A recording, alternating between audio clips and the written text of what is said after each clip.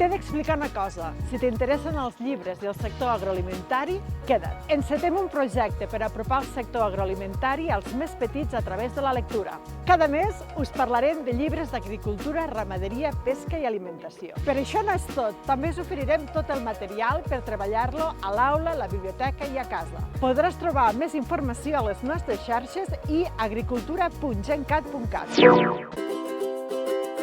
Era tardor. El vell Petson estava assegut a la taula de la cuina bevent el cafè del matí. Immòbil, mirava el dia gris per la finestra. No estava gens content. El gat Findus, d'altra banda, estava d'allò més enèrgic.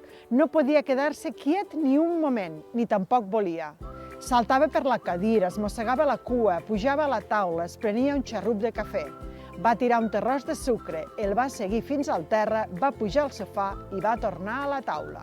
Així comença Ed Petson se'n va de pesca, de l'escriptor suec Sven Nordqvist i publicat per l'editorial Flamboyant. Narra la història d'en Findus i el Petson, que un dia s'aixeca molt malhumorat i que veu el dia negre, negre, negre.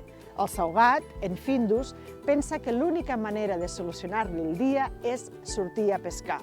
Ed Petson no ho veu clar i el gat el que fa va traient tots els estris un a un de pesca fins que l'acaba de convèncer.